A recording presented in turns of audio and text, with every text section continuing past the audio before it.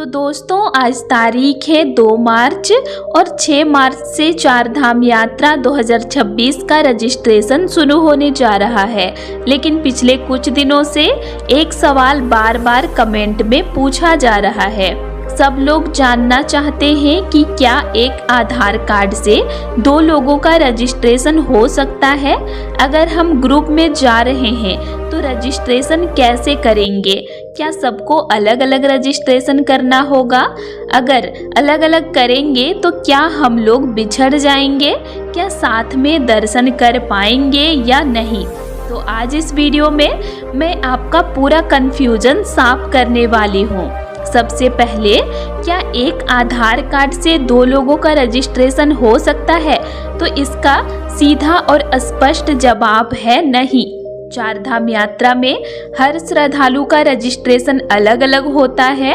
हर व्यक्ति के लिए अलग आधार नंबर, अलग मोबाइल नंबर, OTP वेरिफिकेशन के लिए और अलग डिटेल्स दर्ज की जाती है। यानी अगर आप 4 लोग जा रहे हैं तो चारों का अलग अलग रजिस्ट्रेशन होगा। एक आधार कार्ड से 2 या 3 लोगों का रजिस्ट्रेशन नहीं किया जा सकता है। अब दूसरा बड़ा सवाल, अगर हम ग्रुप में जा रहे हैं तो क्या करें? मान लीजिए आप परिवार के साथ जा रहे हैं, माँ, पिता, भाई, बहन या दोस्तों का ग्रुप है। ऐसी स्थिति में आप एक ही मोबाइल नंबर से कई लोगों का रजिस्ट्रेशन कर सकते हैं, लेकिन हर व्यक्ति का आधार नंबर अलग अलग दर्ज करना होगा। प्रक्रिया कुछ इस प्रकार रहती है। पहले व्यक्ति का नाम, आधार नंबर, जन्म तिथि, यात्रा तिथि भरेंगे। फिर ऐड मेंबर या नया रजिस्ट्रेशन करके दूसरे व्यक्ति की जानकारी भरेंगे। इसी तरह पूरे ग्रुप का रजिस्ट्रेशन किया जा सकता है। यानी ग्रुप में जाना है तो घबराने की ज़रूरत नहीं है। सबका रजिस्ट्रेशन अलग अलग होगा, लेकिन आप एक साथ यात्रा कर सकते हैं। अब सबसे बड़ी टेंशन, क्या हम लोग बिछड़ जाएंगे? तो दोस्तों नहीं, रजिस्ट्रेशन अलग होने का मतलब यह नहीं है कि आप अलग अलग भेज दिए जाएंगे। रजिस्ट्रेशन सिर्फ सुरक्षा और रिकॉर्ड के लिए होता है। इससे सरकार को पता रहता है कि किस दिन कितने श्रद्धालु किस धाम में जा रहे हैं। अगर आप सभी एक ही दिन की यात्रा तिथि चुनेंगे तो आप सब एक ही साथ ही यात्रा करेंगे, साथ में चढ़ाई करेंगे और साथ में दर्शन भी कर पाएंगे। बस ध्यान यह रखना है कि सभी लोगों की यात्रा तिथि एक ही चुने। अगर किसी का अलग दिन का रजिस्ट्रेशन होगा तो उसकी एंट्री उसी दिन के अनुसार होगी। इसीलिए ग्रुप में जा रहे हैं तो पहले तय कर लें कि कौन सी तारीख को जाना है, फिर सबका रजिस्ट्रेशन उसी तारीख में करें। एक और ज़रूरी बात, रजिस्ट्रेशन के बाद हर व्यक्ति को अलग QR कोड या रजिस्ट्रेशन स्लिप मिलती है। यात्रा के दौरान चेक पोस्ट पर यह QR कोड स्कैन किया जाता है। इसीलिए हर व्यक्ति को अपनी स्लिप या QR कोड अपने मोबाइल में या प्रिंट करके साथ रखना जरूरी है। अगर आप परिवार में बुजुर्ग या बच्चों के साथ जा रहे हैं तो उनके रजिस्ट्रेशन की स्लिप भी अपने पास रखें। अब बहुत लोग ये जानना चाहेंगे कि अगर किसी के पास आधार नहीं है तो क्या करें? तो आधार कार्ड मुख्य पहचान के रूप में उपयोग होता है, लेकिन कभी कभी अन्य वैध पहचान पत्र से भी रजिस्ट्रेशन संभव होता है।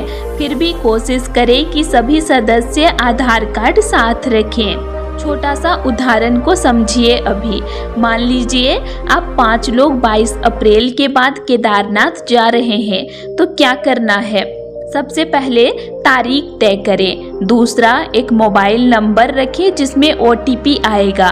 तीसरा, एक एक करके 5 का अलग अलग रजिस्ट्रेशन करें। चौथा, सभी की यात्रा तिथि एक ही रखें। 5वां, सभी की रजिस्ट्रेशन स्लिप डाउनलोड या सेव कर ले। बस इतना करने के बाद आप सभी आराम से साथ यात्रा कर सकते हैं। सबसे जरूरी बात, रजिस्ट्रेशन सिर्फ व्यवस्था और सुरक्षा के लिए है। यह कोई टिकट सिस्टम नहीं है जिससे आपको अलग कर दिया जाएगा। अगर आप साथ जा रहे हैं तो साथ रहेंगे, साथ चढ़ाई करेंगे तो साथ ही दर्शन भी करेंगे, इसीलिए घबराने की बिल्कुल भी जरूरत नहीं है। दोस्तों, अब मैं आपको कुछ और महत्वपूर्ण बातें बताना चाहती हूँ जो अक्सर लोग रजिस्ट्रेशन करते समय गलती कर देते हैं। पहला, अगर किसी का नाम आधार में अलग है तो क्या करें? तो कई बार ऐसा होता है कि आधार कार्ड में नाम की स्पेलिंग अलग होती है और हम सामान्य रूप से अलग लिख देते हैं। तो रजिस्ट्रेशन करते समय कोशिश करें कि जो नाम आधार में है वही नाम बिल्कुल उसी तरह भरें। अगर नाम, जन्म तिथि या जेंडर गलत भर दिया गया तो बाद में चेकिंग के समय दिक्कत आ सकती है, इसीलिए रजिस्ट्रेशन करते समय जल्दबाजी बिल्कुल भी ना करें। दूसरा, क्या एक मोबाइल नंबर से पूरे परिवार का रजिस्ट्रेशन कर सकते हैं? तो दोस्तों हाँ, एक मोबाइल नंबर से कई लोगों का रजिस्ट्रेशन किया जा सकता है, लेकिन ध्यान रखिए OTP उसी मोबाइल पर आएगा, इसीलिए वह मोबाइल नंबर एक्टिव होना चाहिए और आपके पास होना चाहिए। अगर नेटवर्क की समस्या है तो रजिस्ट्रेशन ऐसी जगह से करें जहां नेटवर्क अच्छा हो। तीसरा, अगर रजिस्ट्रेशन हो गया लेकिन तारीख बदलनी हो तो क्या करें? तो कभी कभी योजना बदल जाती है, तो ऐसी स्थिति में आधिकारिक पोर्टल पर जाकर तारीख संशोधन का विकल्प रहता है, लेकिन यह सुविधा सीमित होती है और सीट उपलब्धता पर निर्भर करती है, इसीलिए कोशिश करें कि पहले से सोच समझकर ही यात्रा तिथि चुनें। चौथा, क्या बिना रजिस्ट्रेशन के यात्रा कर सकते हैं? तो बिल्कुल नहीं, चारधाम यात्रा में रजिस्ट्रेशन अनिवार्य है। बिना रजिस्ट्रेशन के कई जगह एंट्री नहीं मिलेगी। चेक पोस्ट पर QR कोड स्कैन किया जाता है, इसीलिए जो लोग सोचते हैं कि वहां जाकर कर लेंगे, ऐसा जोखिम ना लें, पहले से रजिस्ट्रेशन करके ही यात्रा शुरू करें। पांचवा, बुजुर्ग और बच्चों के लिए क्या अलग नियम है? तो दोस्तों, बुजुर्ग, बच्चे सभी का अलग रजिस्ट्रेशन जरूरी है। अगर बच्चा छोटा है तब भी उसका नाम और विवरण दर्ज करना जरूरी होता है। बुजुर्गों के लिए सलाह यही है कि रजिस्ट्रेशन के समय सही उम्र और स्वास्थ्य स्थिति दर्ज करें ताकि आवश्यकता पड़ने पर मेडिकल सुविधा मिल सके। छठवां, ग्रुप में जाने वालों के लिए खास सलाह। अगर आपका 8 से 10 लोगों का ग्रुप बन रहा है तो पहले एक व्हाट्सएप ग्रुप बना लें। सभी का आधार और जरूरी जानकारी पहले इकट्ठा कर लें। एक ही व्यक्ति रजिस्ट्रेशन करे, सभी की यात्रा तिथि एक रखें, सभी की स्लिप PDF में सेव कर लें। इससे किसी भी प्रकार की गड़बड़ी नहीं होगी। सातवां, रजिस्ट्रेशन के बाद क्या करें? तो रजिस्ट्रेशन हो जाने के बाद स्लिप का स्क्रीनशॉट लें, PDF डाउनलोड करें, एक प्रिंट कॉपी भी रख लें, मोबाइल में बैटरी फुल रखें, यात्रा के दिन QR कोड तैयार रखें। दोस्तों, रजिस्ट्रेशन को लेकर डरने की जरूरत नहीं है, यह सिर्फ आपकी सुरक्षा और व्यवस्था के लिए है। अगर आप सही तरीके से और समय पर रजिस्ट्रेशन करेंगे तो आपकी यात्रा बहुत आसान और सुखद रहेगी। मैं एक बात और साफ कर देना चाहती हूँ, क्योंकि बहुत लोग यह सोचकर परेशान हैं कि अगर हम सबका अलग अलग रजिस्ट्रेशन होगा तो कहीं हमें अलग अलग लाइन में तो नहीं लगा दिया जाएगा, या कहीं ऐसा तो नहीं होगा कि किसी को एंट्री मिल जाएगा और किसी को रोक दिया जाएगा। तो ऐसा बिल्कुल नहीं होगा। अगर आपने सभी लोगों का रजिस्ट्रेशन सही तरीके से किया है और सबकी यात्रा तिथि एक ही है तो आप सभी एक ही साथ यात्रा करेंगे। चेक पोस्ट पर सिर्फ QR कोड स्कैन होता है, यह देखने के लिए कि आप रजिस्टर्ड है या नहीं। यह कोई सीट बुकिंग या अलग अलग ग्रुप में बांटने वाला सिस्टम नहीं है। कई श्रद्धालु यह भी पूछ रहे हैं कि अगर हम 8 से 10 लोग हैं और किसी एक का रजिस्ट्रेशन गलती से रह गया तो क्या होगा?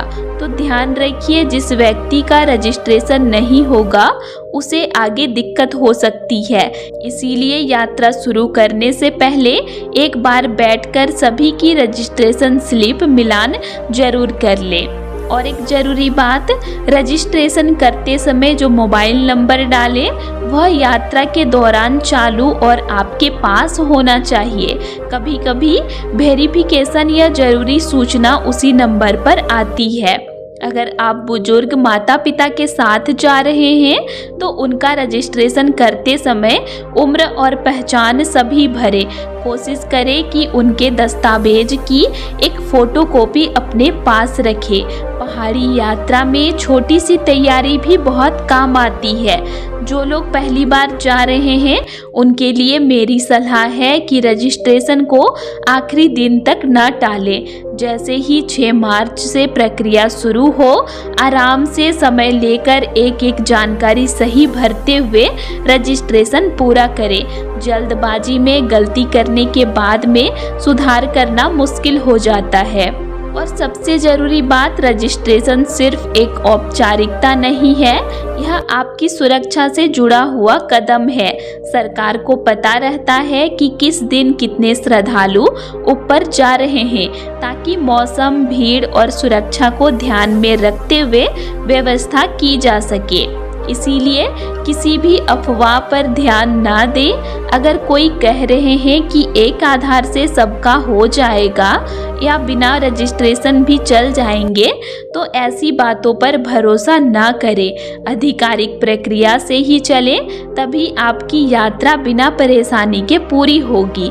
अब उम्मीद है कि ग्रुप रजिस्ट्रेशन को लेकर आपके मन में जो कन्फ्यूजन था वह पूरी तरह खत्म हो गया होगा।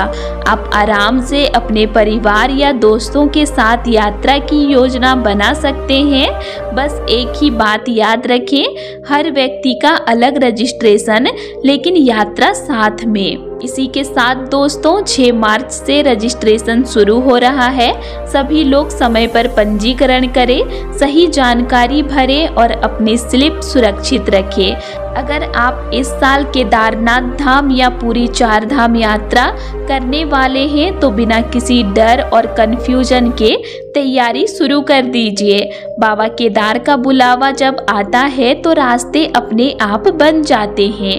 आप सबकी यात्रा मंगलमय हो, सुरक्षित हो और सफल हो। तो दोस्तों, आज के लिए इतना ही। और आप लोगों को मेरा आज का इन्फॉर्मेशन कैसे लगा ये मुझे कमेंट करके ज़रूर बताइएगा।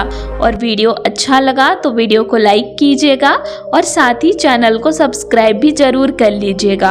और अगर आप लोगों को केदारनाथ धाम से रिलेटेड और भी वीडियोस देखने हैं तो मेरे चैनल में अपलोड हैं, आप उनको भी देख सकते हैं। तो चलिए फिर मिलते हैं एक नई वीडियो के साथ। Thanks for watching.